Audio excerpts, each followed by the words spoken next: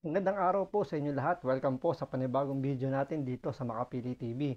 Ngayon pag-usapan lang natin itong nangyaring pagsibak dito sa spokesperson ng PNP-ACG dahil sumama siya sa yung pakikipagkulab ba niya dito kay Rendon Labrador nagbunga ng hindi maganda sa kanyang karir dahil nga nakitaan siya ng paglabag sa mga protocol na ginagawa ng mga PNP kapag mayroong nire-raid. Alam naman natin, 'di ba? Napanood niyo naman na itong si Rendon pin-Facebook live yung pag-raid, which is maling-mali talaga dahil siyempre nakita yung mga mukha doon ng mga empleyado na supposedly mga suspect pa lang naman, so hindi pa naman sila nahatulang guilty, pero dahil nga dun sa privacy nila is sa tingin ng marami nalabag. So dahil doon sinibak sa pwesto itong spokesperson ng PNP-ACG. So panoorin po natin to. Naispataan ang presensya ng isang vlogger sa isang police operation. Sinibak na sa pwesto ang tagapagsalita ng PNP Anti-Cybercrime Group. Posible rin po siya maharap sa kasong administratibo matapos sumalang sa media interview na hindi nakasuot ng PNP uniform. Report mula kay Mar Gabriel.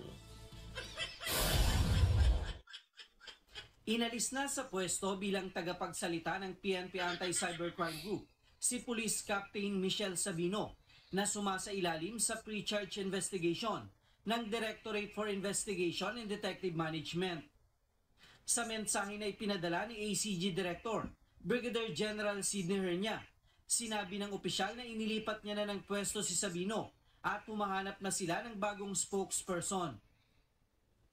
Una nang pinadalhan ng Kasi dapat ang spokesperson, hindi po kasi dapat bida-bida. Alam nyo ang definition ng spokesperson? Hindi siya nagsasalita ng sarili niya. Spokesperson nga siya.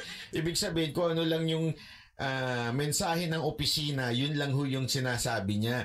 Kung ano yung mensahe ng boss niya, yun lang ho yun. Hindi gumagawa ng sariling lakad.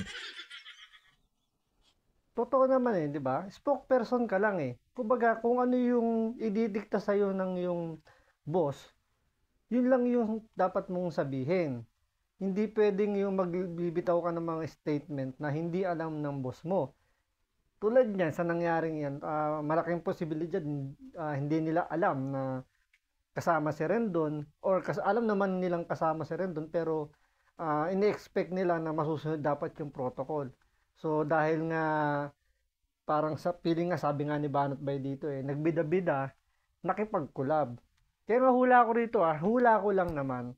Baka itong spokesperson ng PNP-ACG vlogger din to.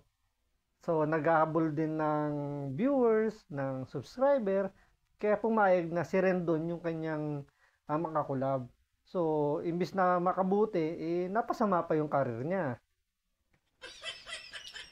Kaya nga no comment. Tuloy. Ang memo ng DIDMC Sabino para magpaliwanag kaugnay sa kontrobersyal na operasyon sa lending company sa Makati City kung saan umalma ang pamilya ng mga empleyado. Ipinahiya at hinusgahan daw kasi sila ng vlogger at kilalang online bully na si Rendon Grabe Labrador naman. na isinama nila at nag-live pa sa nasabing operasyon. Ang ganda yung pangalan mo, online bully. Di ba? Tingnan nyo ngayon, ano ba ang bansag ngayon kay Rendon Labrador as a social media influencer. Hindi na siya influencer. Bully na. Nung una kasi parang tawag lang sa kanya toxic vlogger.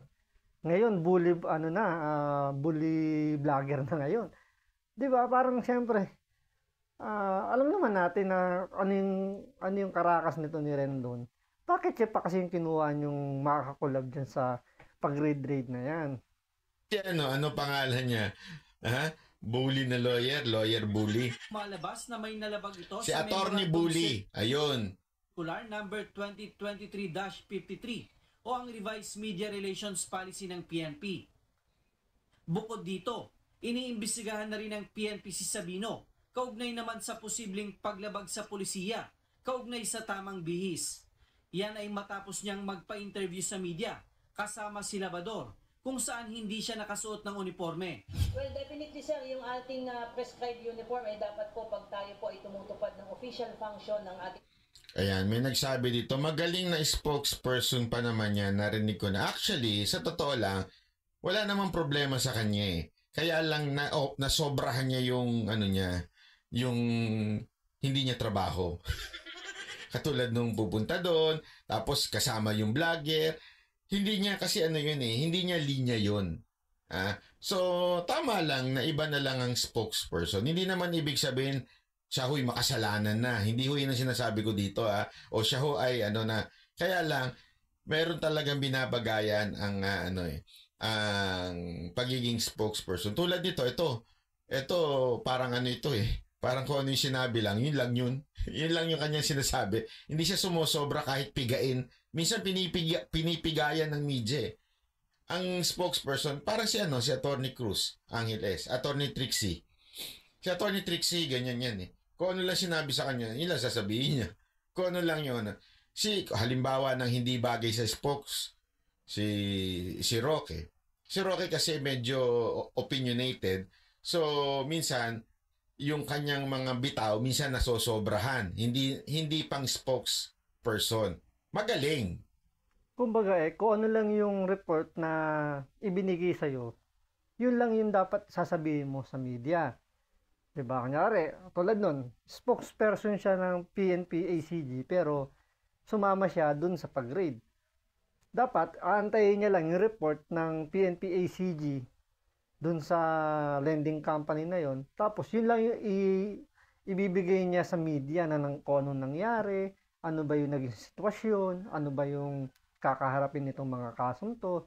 Hindi eh. Sumama siya doon sa pag-raid. Kasama pa niya si Rendon. Na medyo, yun nga, lumagpas na nga siya sa pagiging spokesperson niya. So, hindi naman niya trabaho na sumama doon, pero sumama siya. Kaya, nakitaan siya ng paglabag doon. Walang problema doon. Matalino, okay. Maraming alam, okay. Ibang posisyon, magaling. Doon siya. Pag spokesperson, iba kasi ang definition niyan. Kaya kang spokesperson, meron ka lang sinasabi na according lang sa boss mo. Opisinang nire-represent ay dapat po ay naka-uniforme po tayo. Ang paglabag sa tamang bihis ay may katumbas daw na kasong administratibo. Ipapakating po natin sa concern na PNP office para makapag-conduct po ng validation at kung kinakailangan po pag-explainin sila ay gagawin po natin yon at bigyan nyo lang po kami ng mga ebidensya to support our Tinan mo nga naman, dahil dito kay kay Rendon, Rendon kasi, alam mo, yung sinasabi mong public service, hindi bagay sa'yo yun. Pal ka eh. Bully ka eh. Ang dami mong binuli na hindi naman dapat bulihin. Payag ako doon sa iba mo mga binubuli, pero doon sa sumosobra ka na eh. May mga binuli ka na nanahimik eh. Yung basta lang makaharap siya na mabubuli, ginawa niya. Masama yun, wag ganon. Pati si Michael B. Buti di ka pinatulan. Di ba? So kaya dapat ang pinapatulan nito ni Rendon, yung mga tipo ni Atty. Libayan, yan, masarap, maganda panoorin magbalik-taktakan yung dalawang yan kasi pare silang toxic. Pare sila yung, alam mo yung karakas nila na naghahanap ng alam mo yung naghahanap sila ng mali ng kanilang mga itatapik. So maganda siguro subukan ni Rendon na yung mga may ingay na vlogger sa social media, yun yung birahin mo ng birahin, hindi yung mga celebrity na nananahimik lang.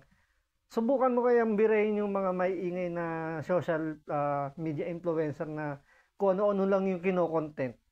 Di ba? Yung mga nagpa-prank, mga yan, tulad niyan, nila Atty. Libayan na sinasabing tinitingnan lang naman yung mali. Mali lang ng isang tao. Pero si Tulpo lang naman yung tinitingnan niya. So, maganda, punay mo lang rin doon yung mga ganun. Baka may manood pa, mas marami pang manood sa'yo. Huwag ganun, kaya tuloy, ito, ayan, nadamay. Alam mo ito itong si Rendon, kulang sa discernment to sa buhay niya. Ewan ko ba kung anong nangyari dito. Dati naman, siguro dahil nga walang pumapansin dun sa mga inspirational talk niyang walang kakwenta-kwenta na parang pinulot sa kanto, parang nakikipag-inuman. Naalala nyo noon, bago yan naging bully, nag-aano yan ng mga inspiration na na sa mga ka-gym niya, na pag pinakinggan mo naman, ano ba yung pinagsasabi mo? Parang napulot mo sa kanta. Ano ba, nagiinuman ba kayo, nag-gym? Yung parang, anyari? Nalaglag ba? Ang alam ko pagka nag-gym, nalalaglag yung yun ang naluluslos. Pero sa'yo parang yung ang naluslos yung utak. Biro lang Para lang naman, di ako sure. Kaya siguro hindi kinagat ng mga ng mga Pilipino yung mga niya, inspiration. Ayun, naging bully na lang siya.